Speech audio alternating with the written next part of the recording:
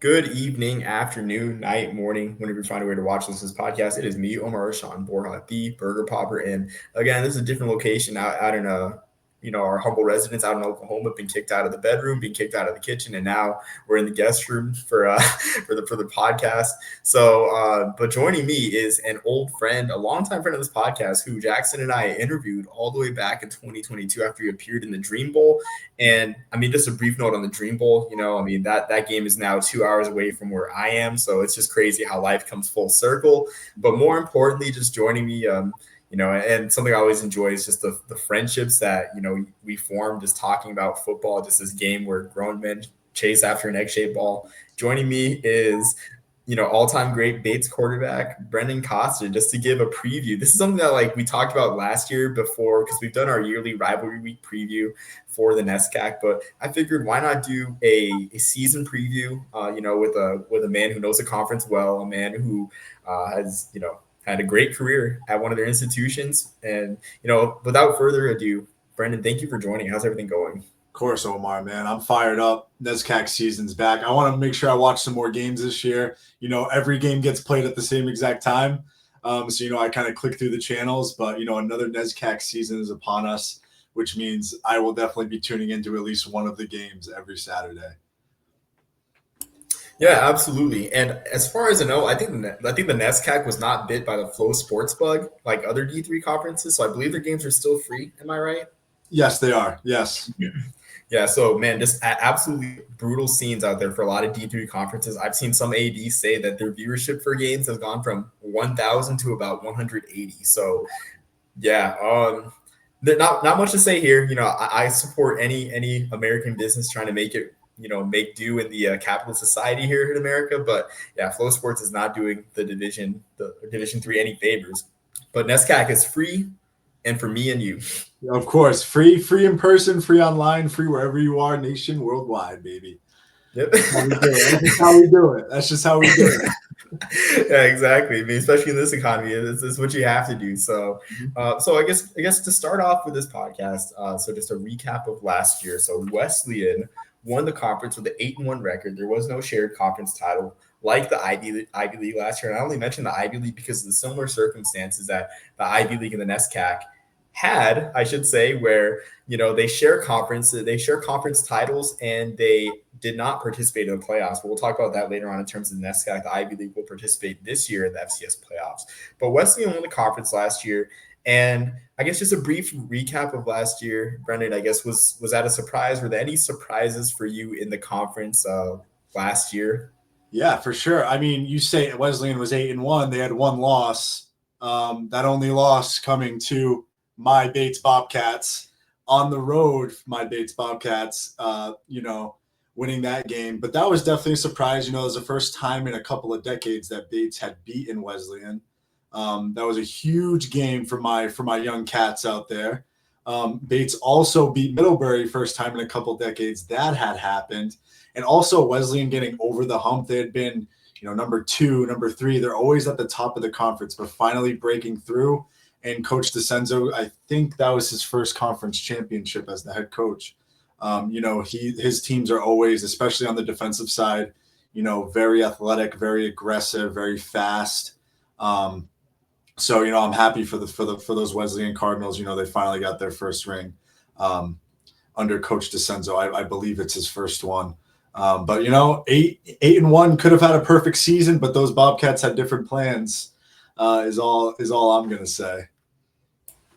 Yeah, and I think that's just a great point on how competitive this league is. I mean, all these schools are just incredibly similar to one another. But if you look at the standings, like Bates went 2-7, but one of those 2 wins was, of course, like you said, arguably the biggest result of the season, which prevented Wesleyan from getting an undefeated season. And in the end, I guess it was a win-win situation because Wesleyan still won the conference title, and then Bates had the upset of the year, really. So, I mean, just great to see just balance all throughout the conference. And I guess to lead off with the teams in general, just to continue with that, do you see anyone turning heads this year in the NESCAC? Do you see Wesleyan repeating, or will there be another champion, or will there even be a surprising? Will a Bates emerge from the bottom of the pack? Yeah, no, I definitely think, especially this year, we might see some of those teams that are historically lower, rise to the top a little bit more. Obviously, the Trinities, the Middleburys, they will be competitive as always. Same with the Wesleyans, of course, coming off that NESCAC championship. But I do think the future is bright for a lot of these teams. I think Williams, and Williams is my second favorite team in the conference, and that is because I coached there for a season. I love the coaches there. I loved my time there. I love the players there. And those players that I coached who were freshmen are now going to be seniors. And that class was absolutely loaded. You have kids like Sam Jaffe at tight end. You have Campbell Pang at safety. You have John Orris at running back. The list goes, Justice McGrail at cornerback. And the list goes on and on for those Williams, for those Williams Eves. But with Williams, they do have a very heavy senior class, but they've done a fantastic job recruiting for those younger classes. They have some studs who were all conference last year, like Holden Gehring was an all conference defensive back. He came out and shined right away. But with the way Williams runs it and why I think they're going to be back at the top is they play fantastic defense. They're very athletic at linebacker. Coach Mignot is their linebackers coach. He recruits. I know exactly the prototype he wants. He wants athletic guys who can cover a lot of range. And he has that. The defense is going to be great, but that offensive style of really running the football from offensive coordinator Coach Hennessy, it was one of the most intelligent and thoughtful ways of how you pick gaps to attack in an opposing team's defense. And myself, now I've been an offensive coordinator at a high school for 3 years now. I've learned to appreciate how much detail he actually did put into it. So I definitely think running the football and the defense for Williams is going to carry them back to the top. Now, a team like Bates, who's returning the NESCAC leader in rushing, Ryan Linsky, the only running back to go over 1,000 yards last year, and that's mainly due to their offensive style. They've sort of gone back to a spread option team, a true spread option team, and they ran it perfectly last year. The only question mark I have for Bates right now is who's going to be playing quarterback with the graduation of Colton Bossele, my young buck who graduated already. He was my freshman when I was a senior, which makes me feel even older. But now with him graduating, there's a lot of young talent in that quarterback room. I'm excited because I will be at that game at Garcelon Field. Shout out 150 years of Bates football. I will be at that game Saturday. I'm interested to see who's going to play quarterback because they have some options. They have Jack Perry, who's been there. I think this is his third or fourth year. A young kid I love, Sean Green. I played with his brother Liam Green at Bates. I remember Sean running around at the games when I was playing. He's a quarterback there who's a big dual threat kid. You really need a big dual threat kid who's smart enough to make the correct reads, but also has a live enough arm to make throws in dire situations.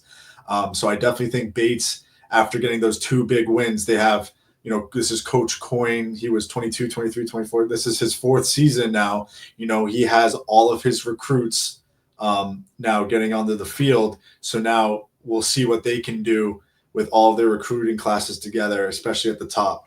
I definitely think they can grab a couple more wins this year. But those are my two horses, and it might be biased, but I think I have pretty good reason to think that Williams and Bates, I think they're going to shock some people this year. I definitely think another team to be on the lookout for that's always good and always sneaky in the middle range is Tufts. I've always said I think they have the best location for a NESCAC school in the entire conference, being in Boston, right outside of Boston in Medford, Mass. I definitely think they're a team to watch out for, of course.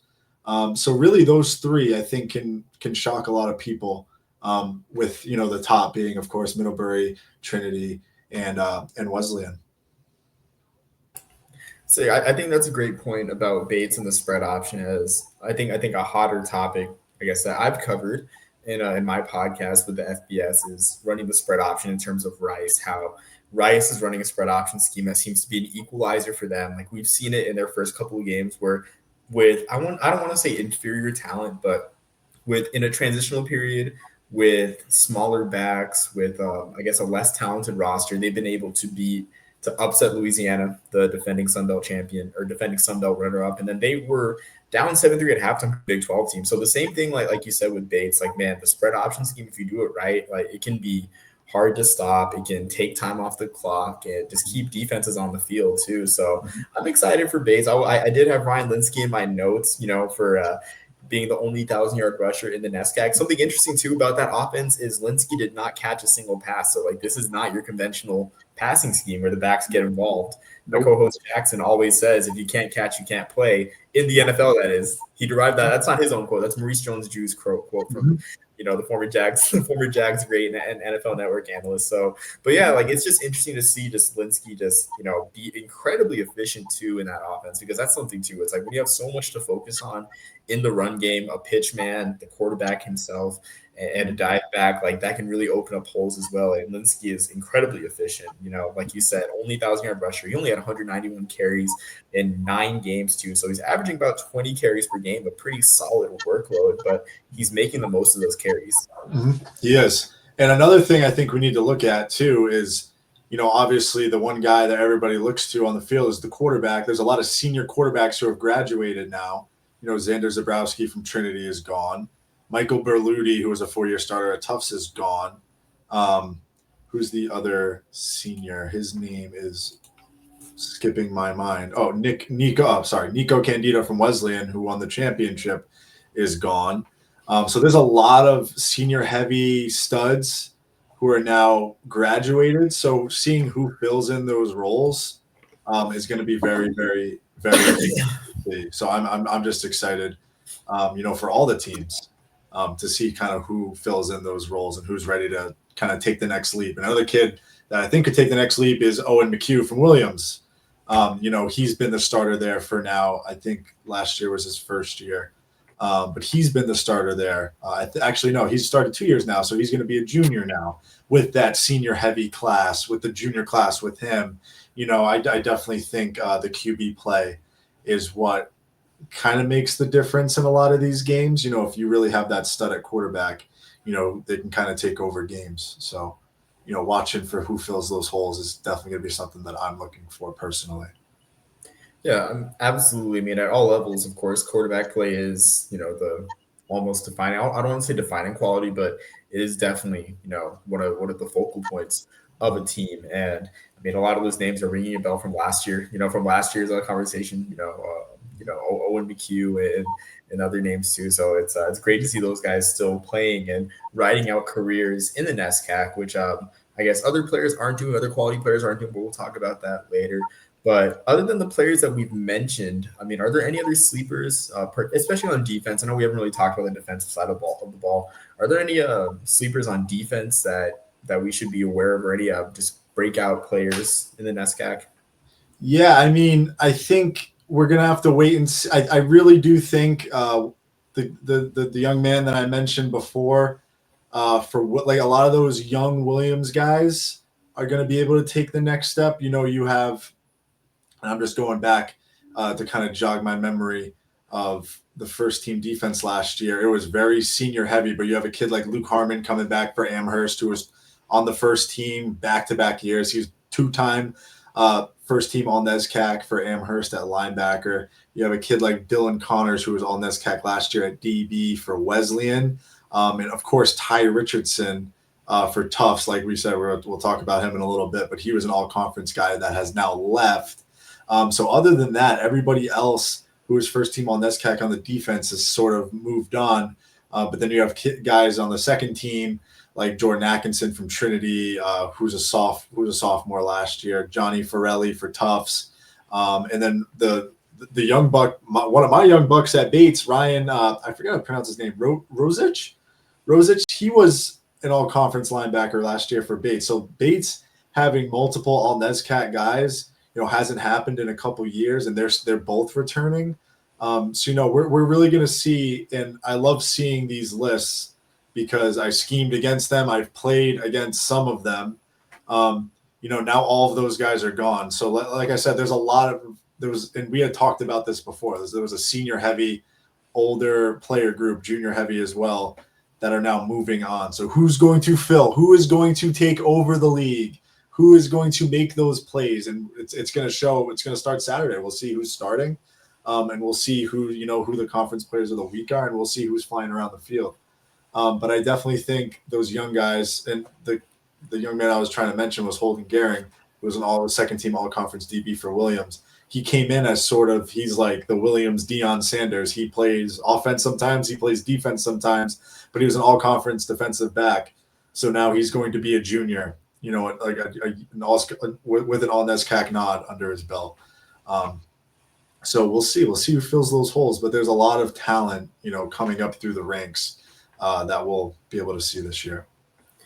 Yeah, absolutely. And something interesting too about when you have a senior heavy talent pool throughout the conference is it's interesting to see, the mental reps that the guys behind them took, an example comes to mind, not exactly in the NESCAC, but a guy like John Radigan for Army, who coming into his senior year had only 6 career tackles, but ended up having 78 tackles his senior year during the pandemic season of 2020, and ended up having one of the better careers for an Army football player.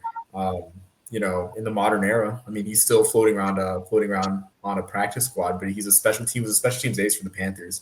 But all that due to just the mental reps that he took from the guys in front of him. So it's interesting to see, all this young talent that you mentioned, guys like Gehrig, who in my research, I had no idea that he also played offense too. That's really interesting. And also Rosich, like you mentioned, a sophomore. But just the guys that are replacing those seniors, like you said, there's a bunch of guys that learned, and these programs, there doesn't seem to be as much turnover just because of the nature of these institutions, just because of the reputation of the degree, the quality of education that you're getting from these schools. There's not really there doesn't really seem to be much turnover in the transfer portal like we see at other programs. So it's really great to see the young guys learning through the program that know the system and are just finally ready to make a name for themselves. Gambit style. Yeah. And there's and just looking back at this list, I mean, how do you fill the shoes of Coy Price at Bowdoin, who was a senior? He started as a safety, and then he went to linebacker, and then he ended up playing defensive line last year. But with the way they run their defense, he's more of an outside linebacker. How do you fill his shoes? How do you fill the shoes of Ethan Scott, who was a senior at Williams last year, like sort of that outside linebacker hybrid? How about Ben Carbo, the senior linebacker from Wesleyan? How do you fill his shoes? Julian Young, the senior linebacker from Colby. How do you fill those shoes? Because those guys, and Nick Donatio, who was so interesting about Nick Donatio, who was a Wesleyan grad, who was a grad senior or a fifth year, or whatever you want to call it, last year at Wesleyan, who played his first 3 years in the league at Colby at safety. And then he transfers to Wesleyan as a grad, and he plays his final year because of all the COVID stuff. All the COVID guys are they're all graduated now.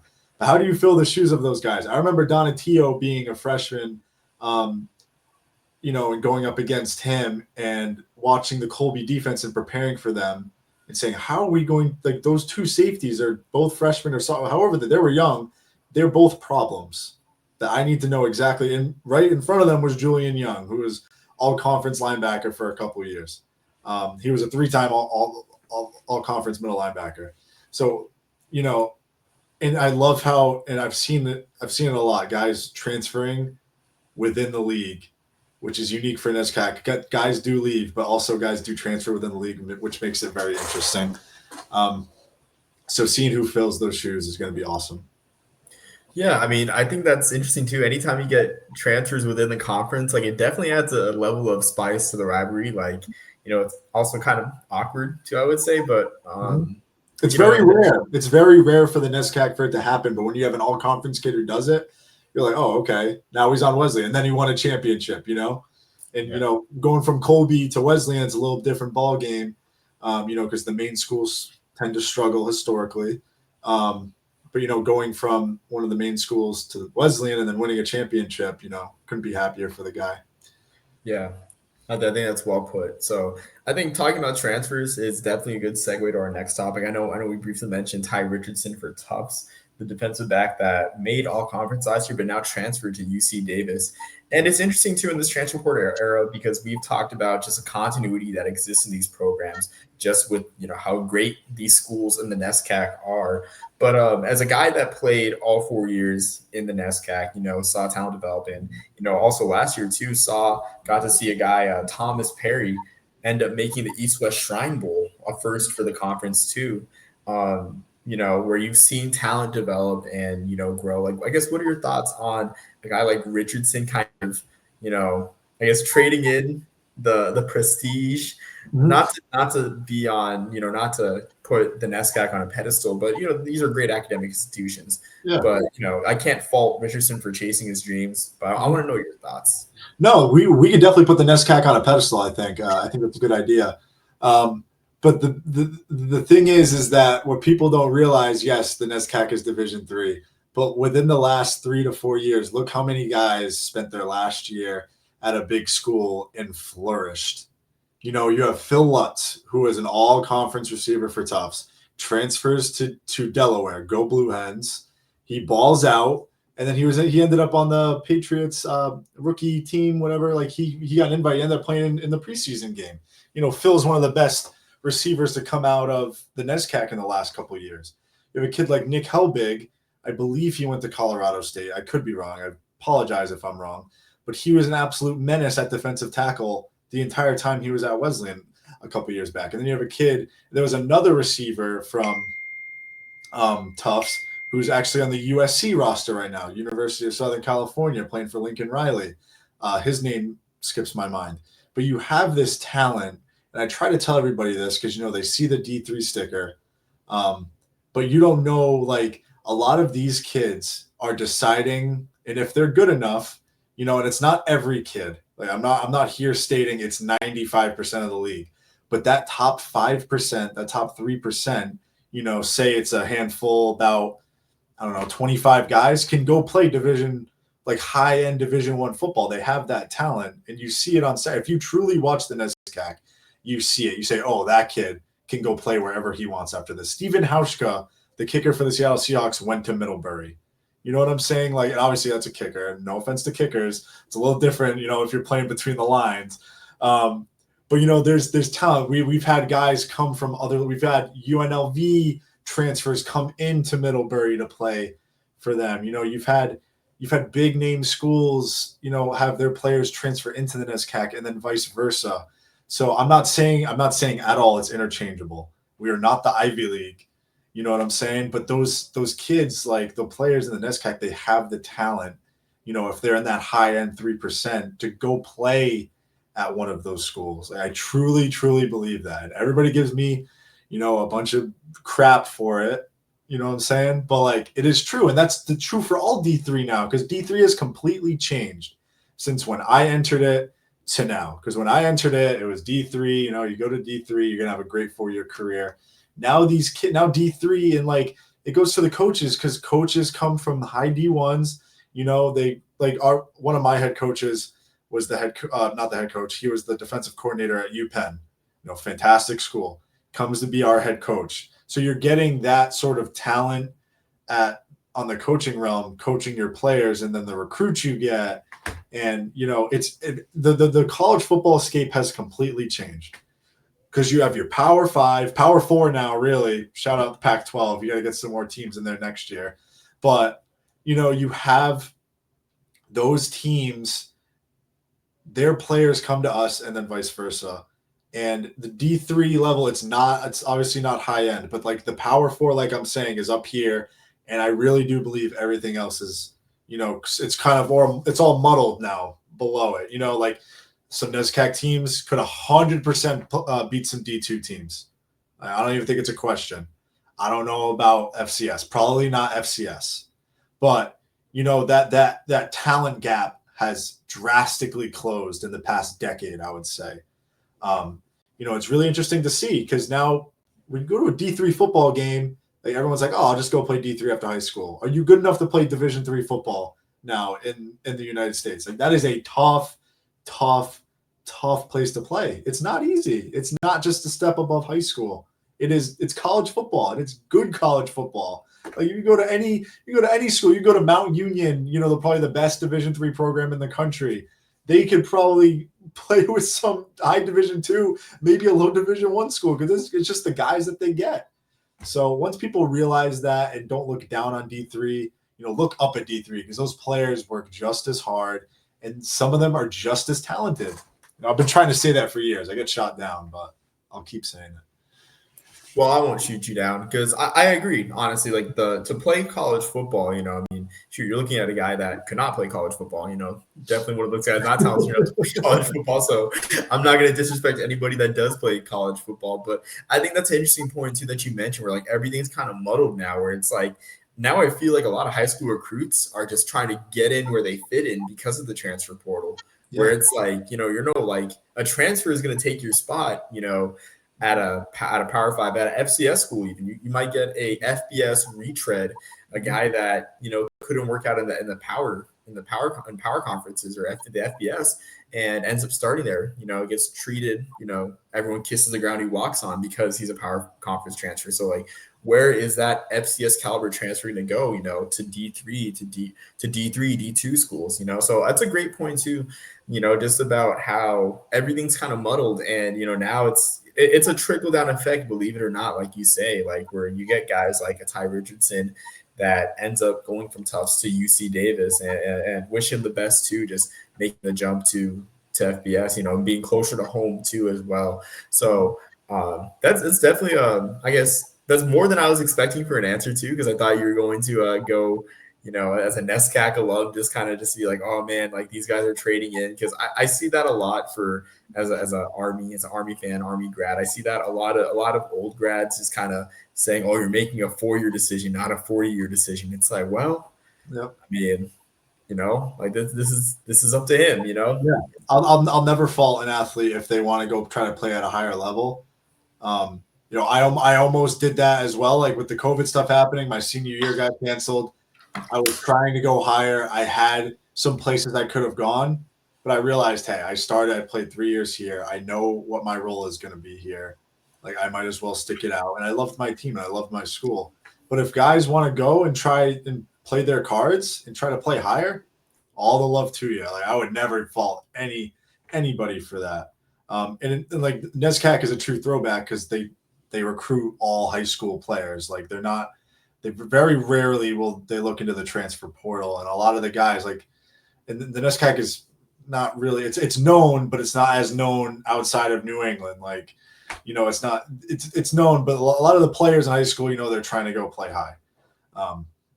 So I'll never fault an athlete for trying to do that. And yes, it is true because like a lot of those FBS schools, when they recruit, why would I recruit a high school kid unless they're a 5-star or they're just head and shoulders above everybody else when I can go get a season, 21-year-old from the transfer portal from said school.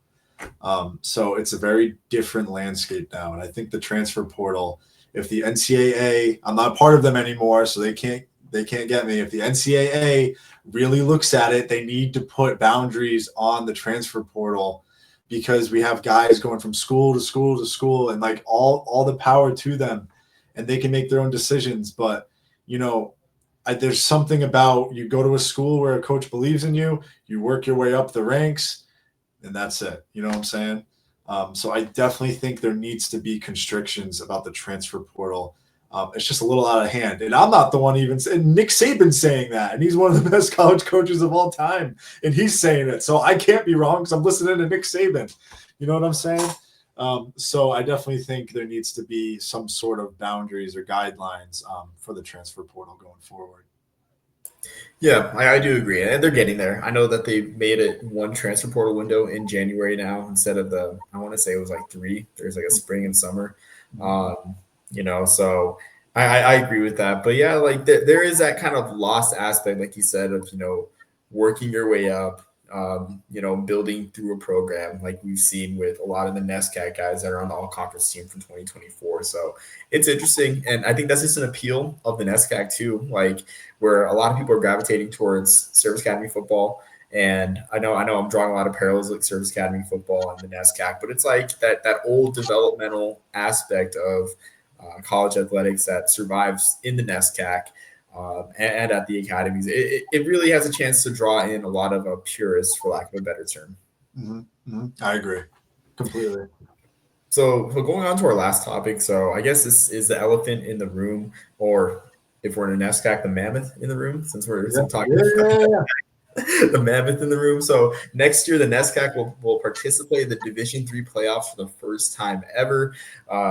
In general, Brendan, like, what are your thoughts? Like, do you welcome this move as a player? Do you wish this were something that you had at your accessibility, and what does it do to the rivalries? Because something we talked about beforehand when just like going over the schedule is like something that the NESCAC rivalries and the Ivy League rivalries had was a level of finality where it's like Harvard, Yale, Amherst, Williams, the Colby Bates Bowdoin rivalry. Like this is it. This is the game. But say you go into your final game, you go into the Amherst Williams game, you go into the one of the legs of the Colby Bowdoin Bates rivalry, and you've already clinched your conference. And there is that kind of distraction playing in the playoff. Like, what does that add to or take away from the rivalries? I think it's about time they let the NESCAC go to the playoffs.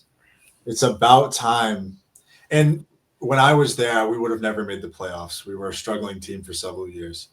But Bates is going in the right direction. But I'm so excited to see, the teams who are so dominant every year, go play a Springfield and have to go guard the triple option, the flex bone. Maybe go to Utica and play them or whoever else. I'm so excited to see them get matched up because the NESCAC for so long was like, no, this is our league and nobody's getting into our league and we have our rivalries. And the rivalries will always be legendary because they've been playing for over 100 years. You know what I'm saying? So, I don't think it'll hurt the rivalries at all. I think it might put more, you might have more to play for in those rivalries because a lot of the times when we would play Bowdoin or Colby, we're trying to fight for wins. But in the future, if Bates, trends in the direction that they're going right now, maybe they're fighting for a playoff spot and trying to fight to win a NESCAC championship. Teams like Trinity, I think there's some teams from the past that would have dominated in the Division III playoffs. Like the one team that I'm very familiar with was the 2021 Williams College team who had, the all-conference quarterback, the all-conference receiver, the all-conference defensive end, the all-conference linebackers, the all-conference safeties, the all-conference offensive linemen, the all-conference running backs. They had everybody. They had the great coaching staff. Seeing that team who dominated the NESCAC as they did, go play another team, have to take a bus or a flight to somewhere in the country in the middle of November, I will be tuning in for that first NESCAC playoff game like nobody has ever tuned in any game because I'm so excited to see them get matched up. But like you said, Omar, I don't think it affects the rivalries at all. I think it's going to make it even better because those rivalries aren't going anywhere. Bates will still play Colby and Bowdoin for their own trophy. Williams and Amherst will play. Wesleyan's kind of in that little three. Trinity and Wesleyan will always play each other. So, I'm excited to see them just get matched up. Like, I can't tell you how excited I am because there are teams – that have played in the past in the NESCAC that would have done a lot of damage in the Division III playoffs. So I'm glad that everybody came to their senses and are letting the boys play. Because now because our season would end like November 9th, November 10th. Now for one lucky team, it's going to extend maybe close to Thanksgiving and beyond. You know what I'm saying? So I'm so excited that the boys have something more to play for besides just, whoever wins the conference. And it was really cool. Like if you won the conference, that was the end all be all. You wanted to win the conference, but now something beyond that you can chase is going to be really interesting. Yeah, and I think that's a great point too, where it's like the rivalries will always be there. There'll always be that final weekend, but there is that added juice to it where it's like, man, like this goes for the playoff. And I think for me, what comes to mind for me is there kind of felt like okay, now what? Like the finality was cool, where it's like this is Harvard Yale, this is the game. But what comes to mind for me is watching 2017 Harvard Yale, where Yale ended up winning their first conference championship, first outright conference championship since 1980. The fans rushed the field, and it was cool. It was a really great experience, or not experience, you say, but just really great thing to see on TV. But it's like as a casual Ivy League fan or a fan that watches the conference a lot with no association to the league, it's like, okay, now what? It's like we got this great field rush, but it's like, is there going to be a playoff game? But that's just the season, right? So, like you said, I think it's interesting too from a student athlete perspective because a few years ago on this channel we interviewed the man that runs the Isthmus Bowl and the Lakefront Bowl out in Division III in Wisconsin, and it's just like the experience of being able to take a road trip, just like you said, hop on a bus or a plane have an overnight trip, which as I'm learning more about about the division, it's, overnight trips are rare for a lot of programs, and it's like an experience. I don't know if you had many overnight trips in the NESCAC. We had a lot. We had a lot just because we were so far away. So we would overnight at Middlebury, we'd overnight at Hamilton, overnight at Williams, overnight at Amherst, overnight at Trinity, overnight at Wesleyan. We would do day trips to Bowdoin, Colby, and Tufts. So just Okay. three. It was just because we were so far away from everybody Okay. else. And I'm sure Hamilton was the same way because they were so far away from everybody else too. Right. And for Williams, to the best of my knowledge, when I coached there, we did overnights at Colby. And there was one more. I think it might have just been Colby. I think that was our only overnight was Colby.